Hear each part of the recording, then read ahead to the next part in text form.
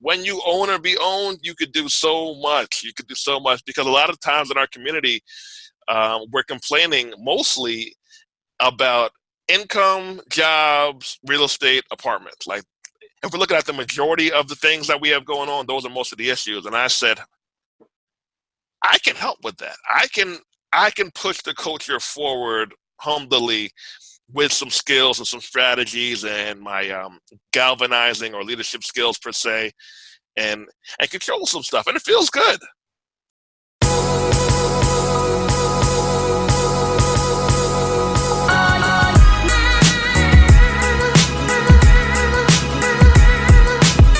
What's going on, guys? It's Dan Wynn with the Financial Freedom Journal. I have with me Mr. Andre C. Hatchet. I'll let him introduce himself. He has a lot going on. He's a very influential person within our culture. I see a lot of him. I see a lot from him on social media everywhere, and I love the movement that you've got going on. I love everything that you're doing. So please, would you mind telling us a little bit about yourself? You know, who you are, what you do, and where you're from. Yeah, good stuff, man. I was honored to be here. Hey, guys, how are you? I'm Andre C. Hatchet. Now I'm a three-time author. I self-published 3 books. I have a few successful online academies, one being the Black Real Estate School, where we teach Black people how to invest from our people to our people. The notarybusinessschool.com, where we show people how to become successful, profitable, mobile notary publics. And I'm just a hardcore entrepreneur, man, 37 years old, Jamaican heritage, born in New York, travel between New York and Atlanta currently, and a Black guy who wants to help our people win and make an honest dollar, man.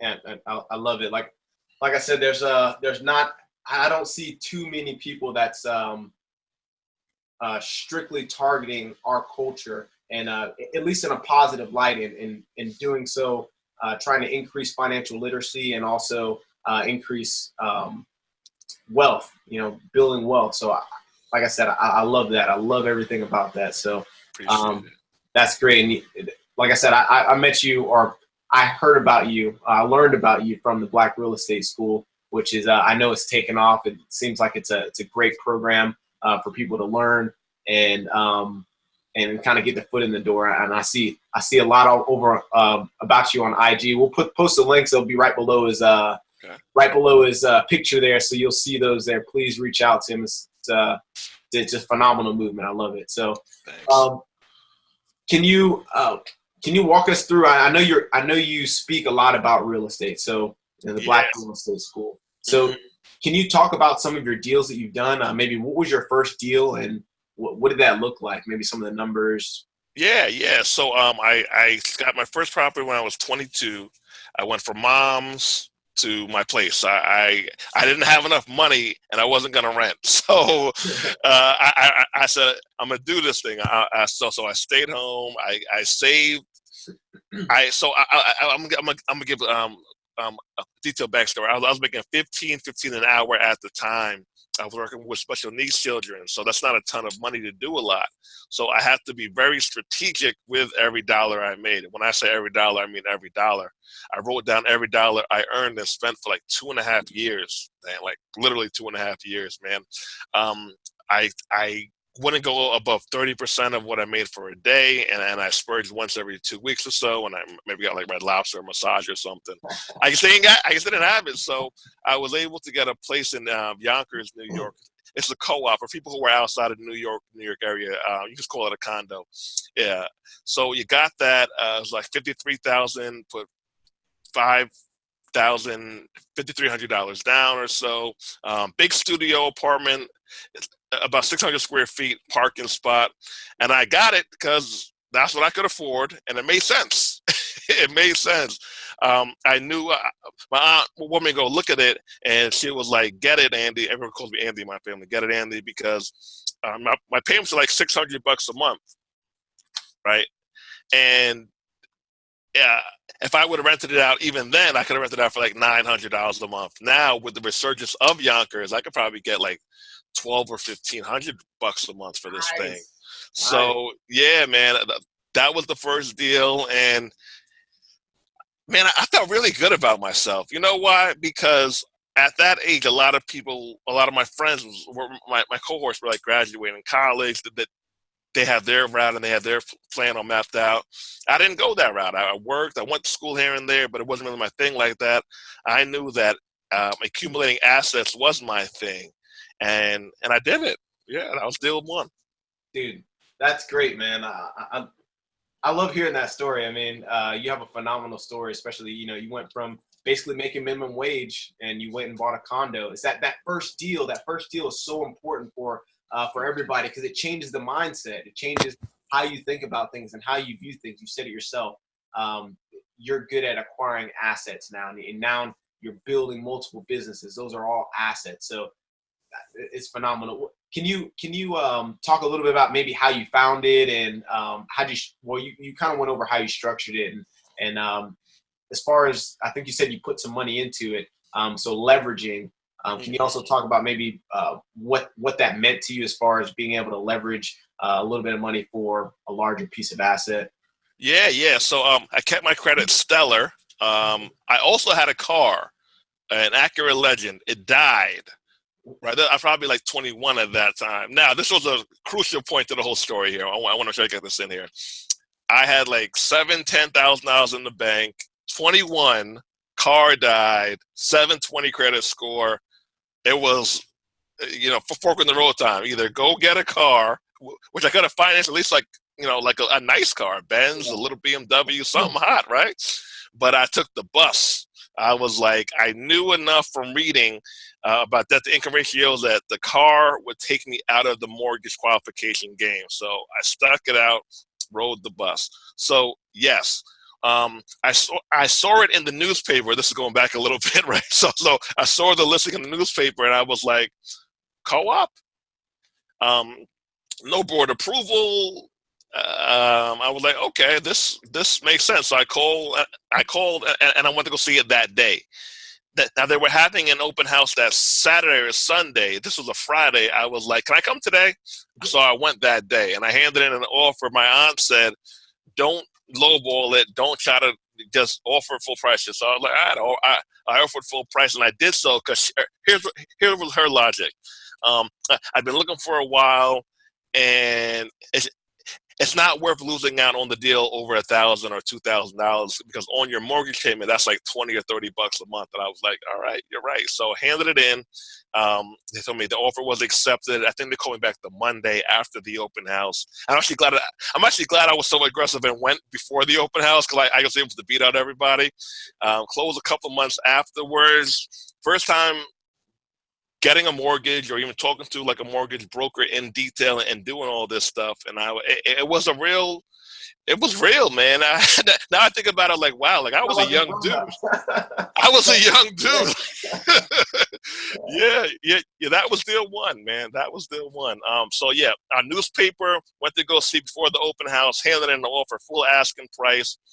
720, 740 credit score. I was able to get a very good rate, 4.5%. I think it was, I believe, 4.25, 4.5%. Parking, mortgage, and maintenance, 620, 580 a month or so.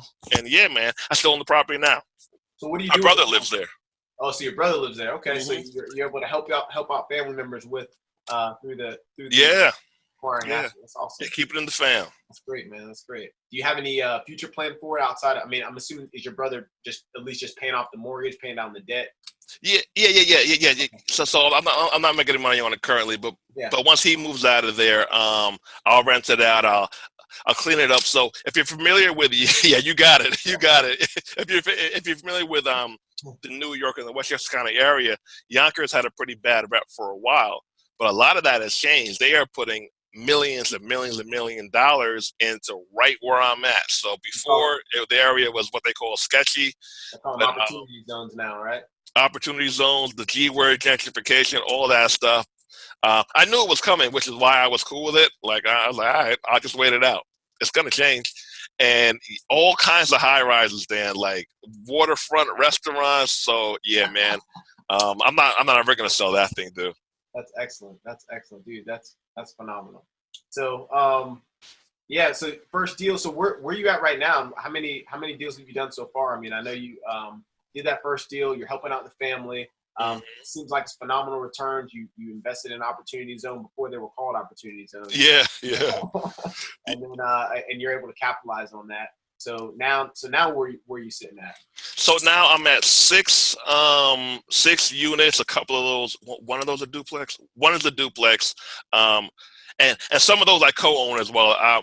So I'm fine with co-owning stuff. I'm okay with it. I like it. So I'm not one of those people who needs to control everything I do. I don't even want to control everything I do, dude.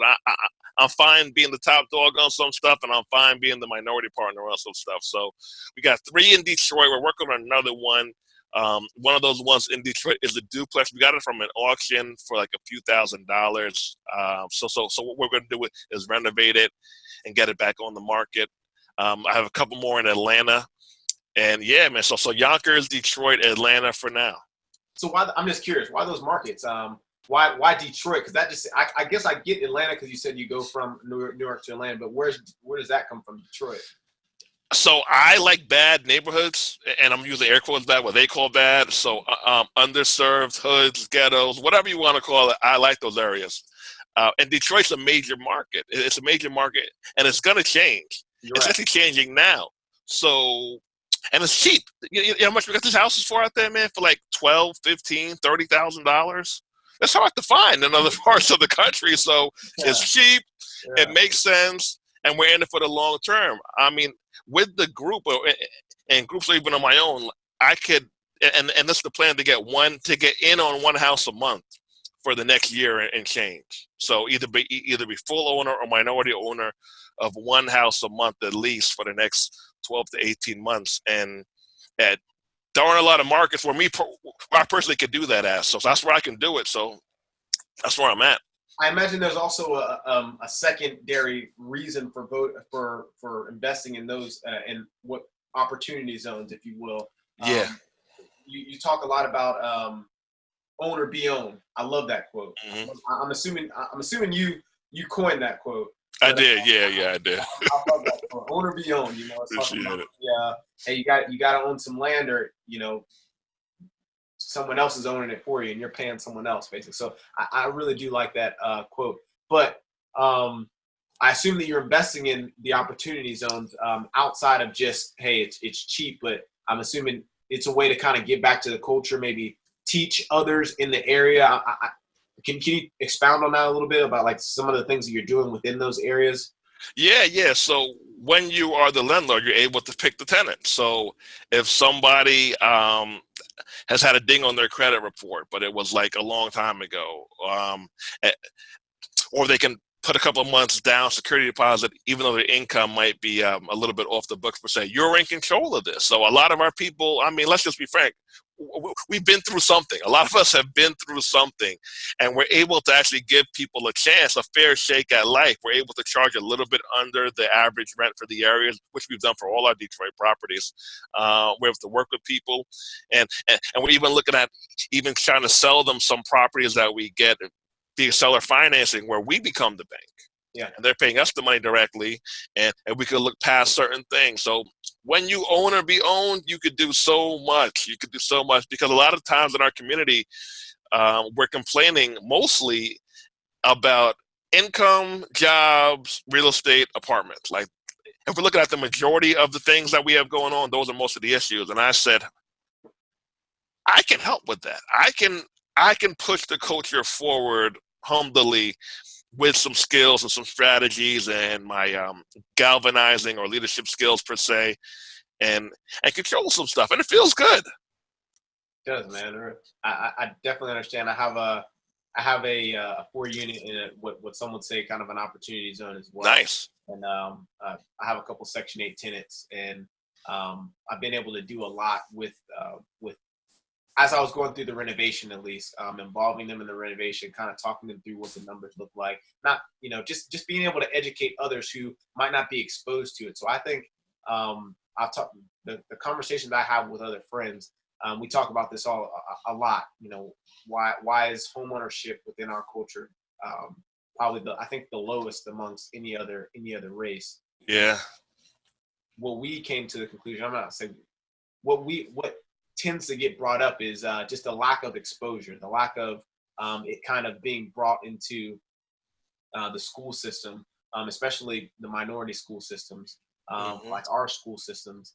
And then also just talking about wealth and talking about real estate and finances amongst each other. That's typically a kind of a no-go thing. Usually if you get around, you get around a group of my friends, at least from where I'm from, we don't really typically talk about money. It's kind of a taboo subject. We're more talking about, what's on TV or pop culture, So I think changing that narrative, kind of what you're doing, exactly what you're doing, through your social media presence, and then also your Black Real Estate School, also your mobile notary school.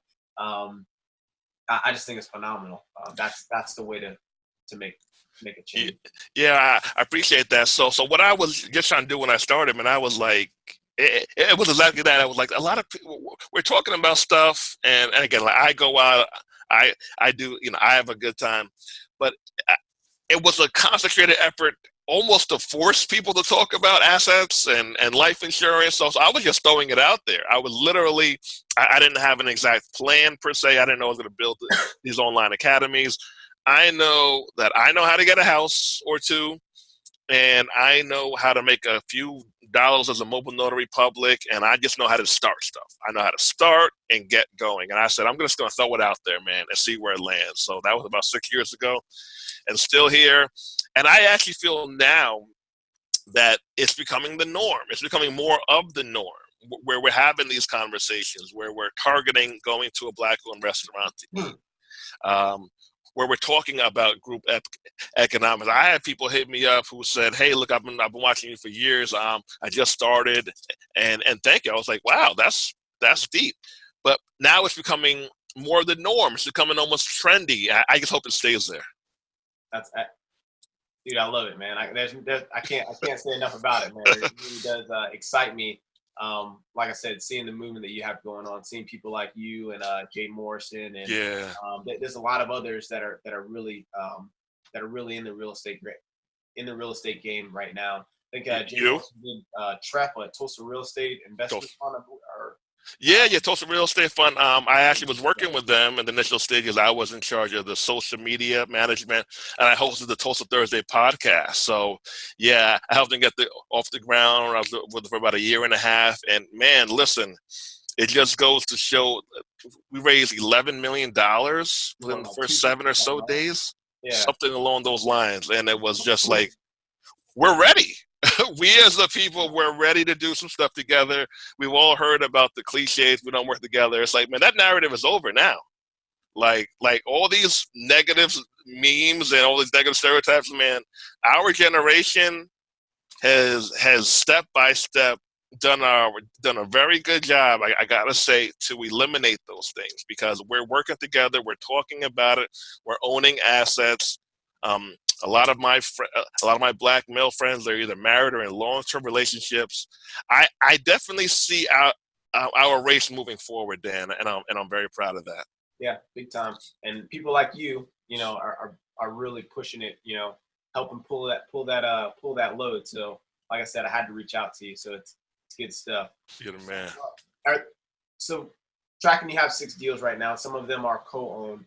Do you have any unique experiences, or like something that you want to touch on, like a lesson learned that might help other viewers? Yeah, man. So when I was I was on a good run, right? 22, the first place, 23, another place with my aunt in Decatur, 23, 24, the mobile notary business, 25 was bad.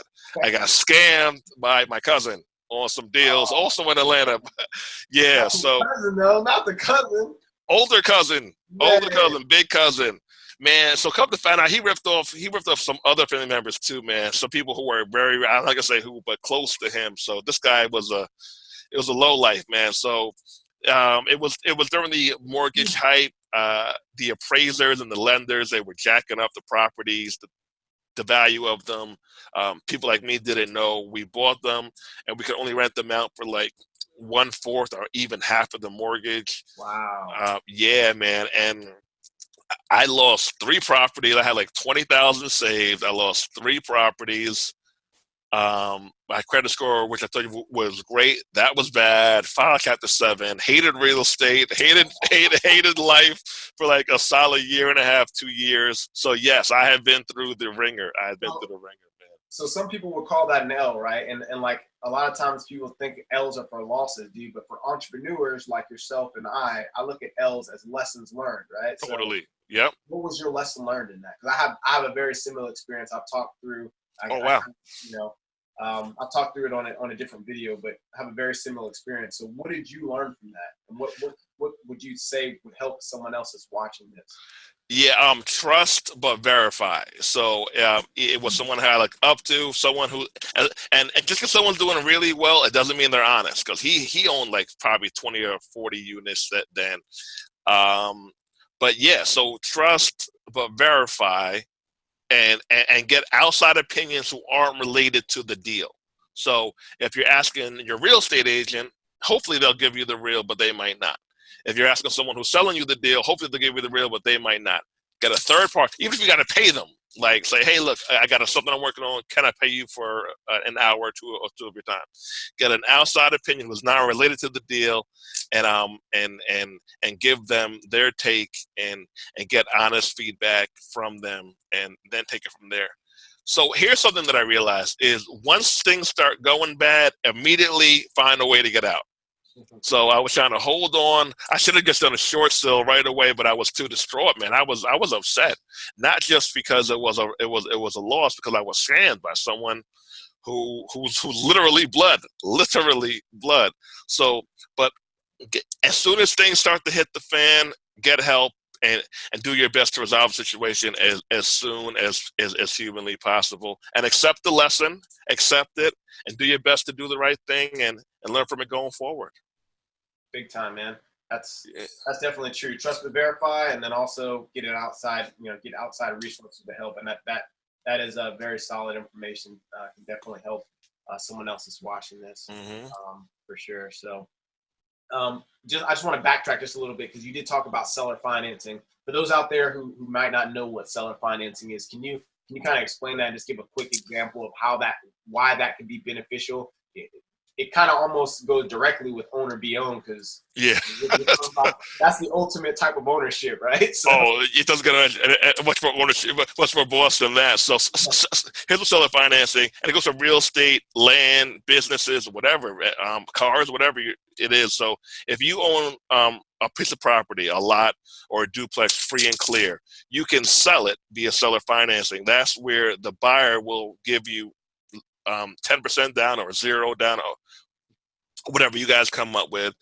You guys will negotiate the interest rate. It's usually slightly above market rate because you're holding the risk as the bank, and they will pay you on a monthly basis for 5 years, 10 years, 20 years, whatever you two decide. So if you own something free and clear, you can sell it, and the person will pay you the money the same way that we pay Chase and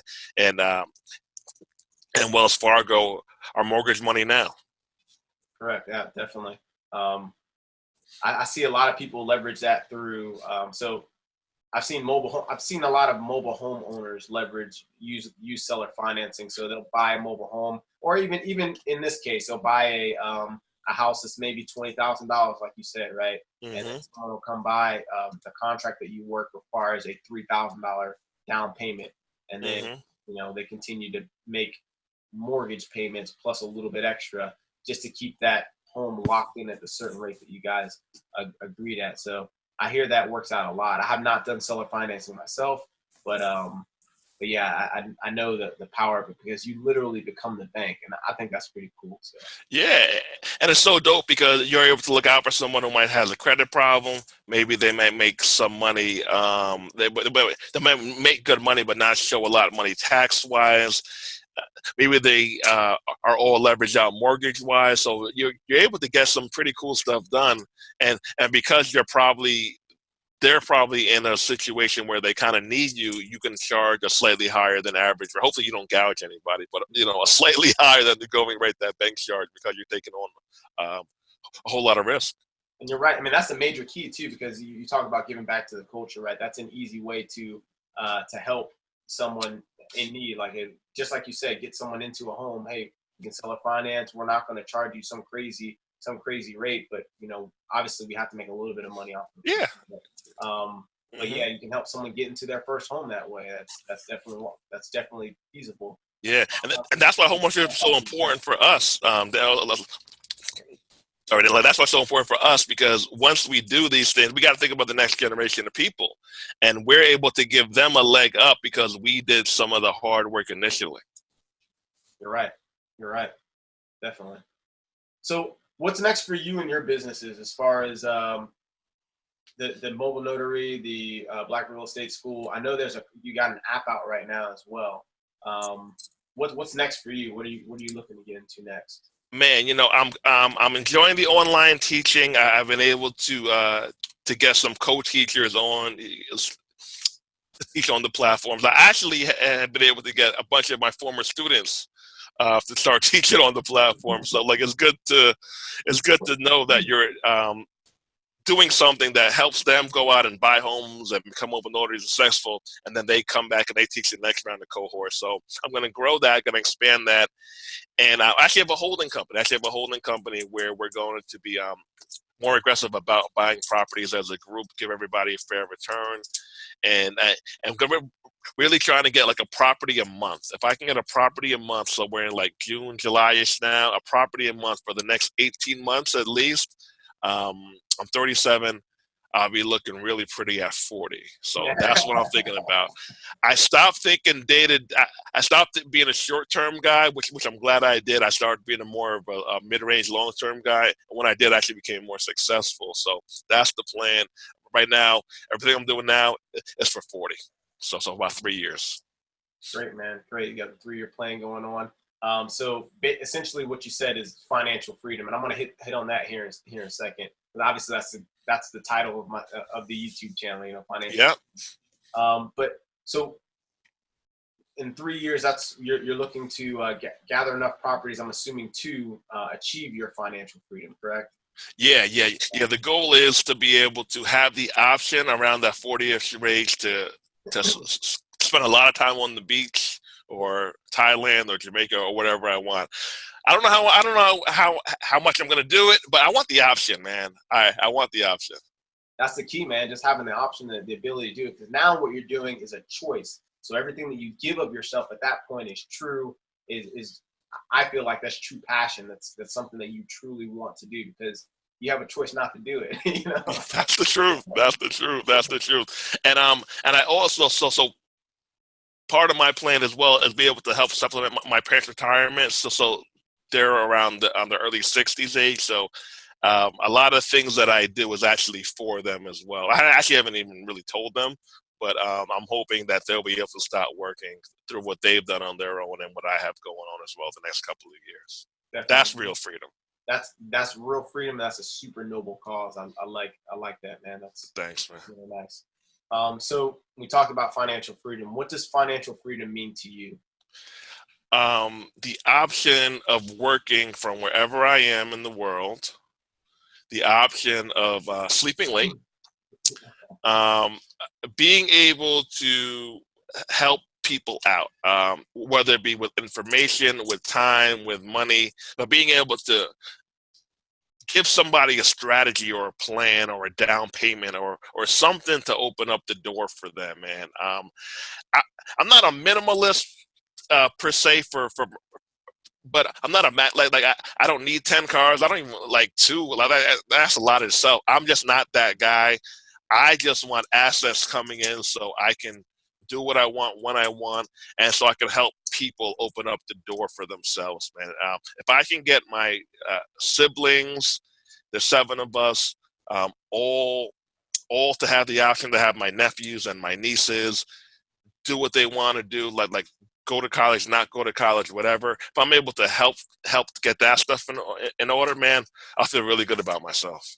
Dude, 100% right here, man. I definitely feel that. Understand that's part of my goals list is that big thing. I think every individual has the ability to completely change everything about their legacy, their whole entire lineage. Yeah. Everything that you're doing right now, and everything that you're building, all the assets that you're creating, all the assets that you're acquiring, all that that knowledge. You're teaching men to fish, right?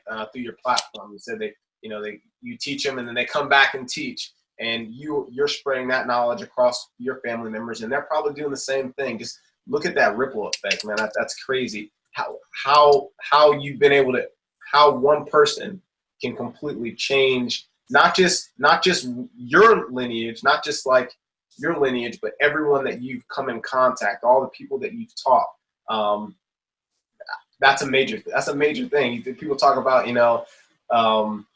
the marathon continuing, dude. Like,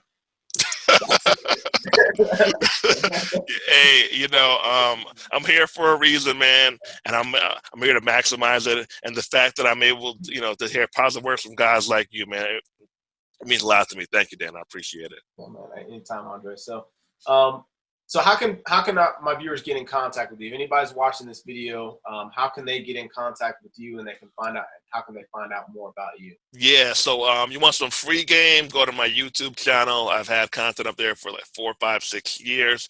Check it out, youtube.com/Andre Hatchet. If you want some more detailed, structured systems to implement, check out the Notary Business School and the Black Real Estate School. We have had like a high 90% success rate, and even people who don't follow through, they say, "Hey, Dre, like this isn't my thing, but the game was tight." That's a huge compliment. Like, wow, that's tight. So I'm really proud of the work that we put in.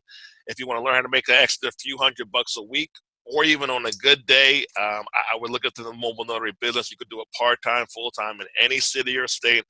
And you could even set it up where you don't even have to do the jobs yourself. I had a job last week, 2 weeks ago, paid me $175.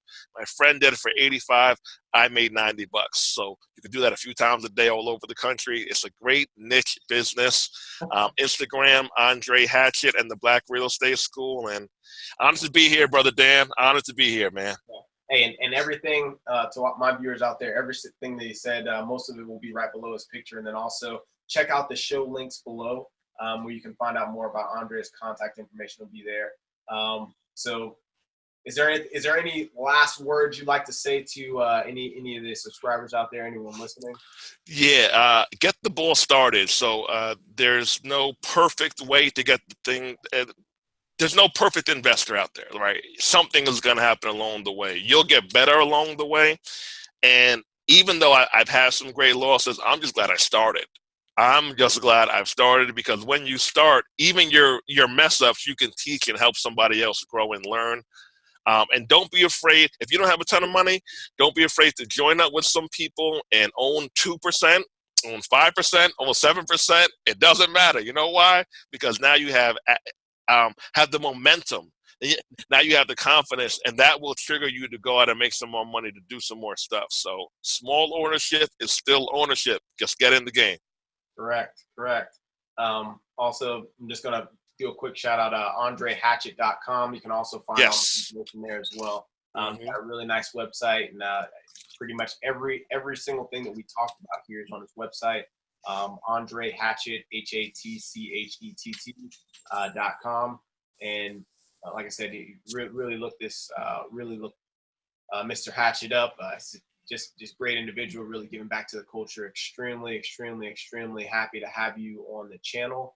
And I look forward to hopefully, we will continue to talk, and yes, we will have other conversations. So yeah, just love it. Make sure you guys subscribe. Make sure you guys hit that like button down below. Hit the little ring bell button down below. If you have any questions for myself or Andre, please comment below or reach out to us on our social media platforms listed right below this video. Other than that, it's Dan Wynn signing out.